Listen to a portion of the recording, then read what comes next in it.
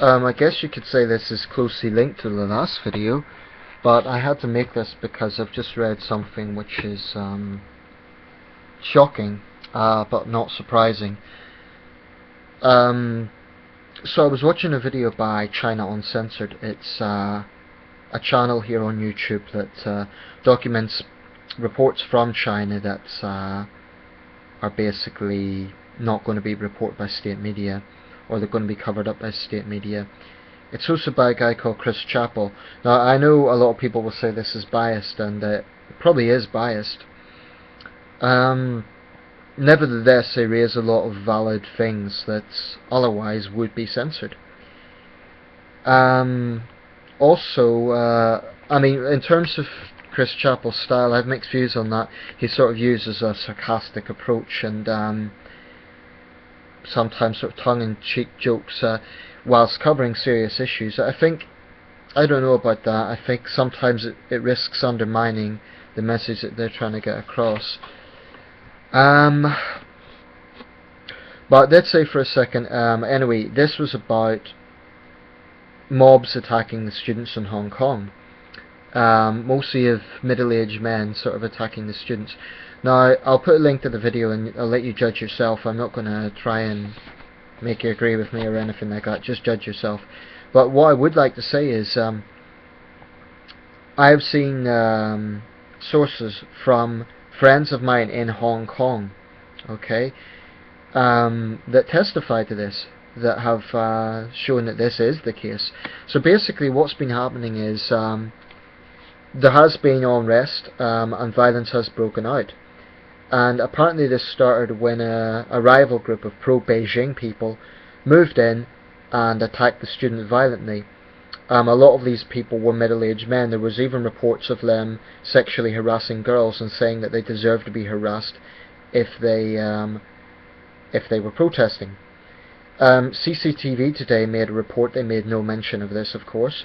They did focus on taxi drivers who were annoyed about the disruption. Now, I don't dispute that. I think probably there is Hong Kongers getting fed up with all of this unrest, and I do think it's probably affecting business. You know, that's common sense. It probably is, and that's unfortunate. But in the long term, I think freedom, relative freedom and civic liberty is a more important issue in the long term. So I can understand those people being frustrated if their business is being impacted, but blaming the students for that is slightly unfair, because it's I still believe it's the Chinese Communist Party that has brought this situation on with their arrogance and with their utter contempt for civic liberty. Now, about this mob attacking the students, supposedly they're rival Hong Kongers who don't agree with what the students are doing. But what the report on China Uncensored says, and what my friends have testified to, is a lot of these people are speaking Putonghua, not Cantonese. That suggests they may well be mainlanders. A lot of them have covered their face. They're waving Chinese flags and so on. Now, I know there are Hong Kongers who take that position, but the fact these people are speaking Putonghua certainly raises question marks. And it would be consistent with what the Communist Party has done before. They have a track record of basically getting people who are in plain clothes, often police officers in plain clothes. I'm not saying this is the case in Hong Kong, but elsewhere, to rough people up, and then it's a strategy they use. They've used it on dissidents in the West. During the Beijing torch relay, this was a very common technique, where they basically stirred up overseas Chinese students to attack anyone who was supporting the Tibet side. And it's a very ugly form of nationalism, and it pisses me off, to be quite blunt about it. You know, it's ironic because China is a country that's always whinging about its sovereignty. It's always saying this is our internal affairs, and yet they have a track record of hiring people to actively intimidate dissidents in other countries, particularly in Western countries which are very tolerant. In my opinion, sometimes too tolerant. I believe that if we have evidence that this is happening, we need to absolutely take a zero tolerance approach to that and deport the people who are doing it. They've got no right to be in this country if they are coming here solely to try and intimidate others. And what they should remember, I would make the same message that I made to the extreme Thai royalists. By all means, if you come here, I want you to have a good experience. But if you're coming here to try and threaten someone who doesn't like the CCP, i.e. another Chinese person, then you've got no right to be here. This is not the same as saying you don't have a right to your opinion, and you don't have a right to disagree with those people. That's fine. But there is a track record of the Communist Party paying people to actually stir up trouble, and I think this is absolutely disgraceful. If anyone's sovereignty is being violated, it's the countries where they're getting these thugs to act up. Now, to be fair, there's no hardcore evidence that the people who attacked the students are mainlanders drafted in. I haven't got any hardcore evidence for that, but I do know that a lot of Hong Kongers suspect that they may well be, based on the fact that they're speaking in Putonghua, and a lot of them are covering their faces, and a lot of them are middle-aged men, which is pretty cowardly when you think about it, to get bulky middle-aged men to try and intimidate young teenage, in many cases female students. But this is a technique the Communist Party has used time and time again.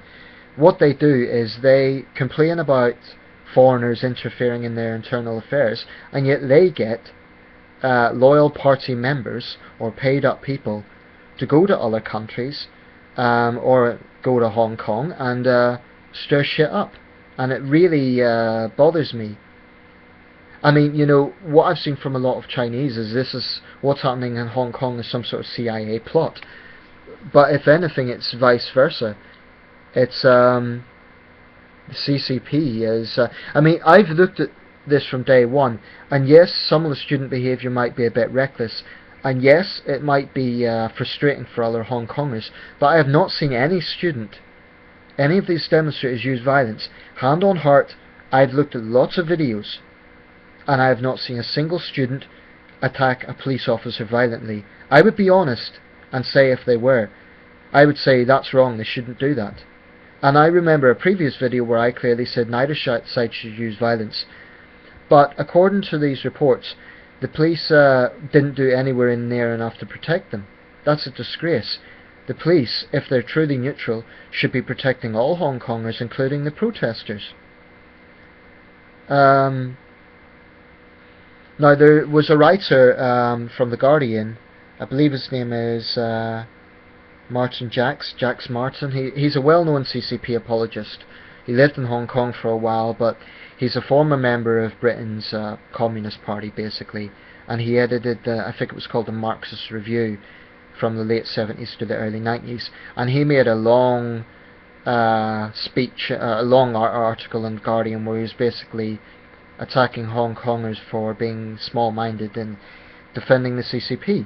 Now, he made some fair economic arguments, but, and I want to emphasize I'm not an economist, so I'm not prepared to weigh into economic arguments, but I am a humanitarian, and I think he completely ignored the points about civic liberty in Hong Kong. He completely glossed that over, and frankly I don't really take the word of a CCP apologist and an avowed communist to be neutral and objective, because that's, you know, that's the guy's past. But so clearly it's going to bias his thinking. Am I biased? Well, okay, the last video I said I made my views on the Communist Party clear, so perhaps I am biased. But I guess what I'm trying to say here is, whatever your views on the protests, getting a group of thugs to attack unarmed students has no moral credibility. If they really want to try and get world sympathy, then okay, there has been protests in Hong Kong that counter these protests that have been relatively peaceful, noisy but peaceful. I support anyone's right to protest. Hell, I support people's right to protest in favour of Beijing, although I can't understand why they would want to. But I support the right to do it. But crossing a line is getting thugs to go in and try and intimidate young students and sexually harass female students. As far as I'm concerned, they're bloody cards. And if the Hong Kong police are really neutral, they should be arresting those people. and taking exactly the same approach as they did with the students. But surely if the issue here is about unrest and the stability of Hong Kong, then that isn't doing anything for Hong Kong either.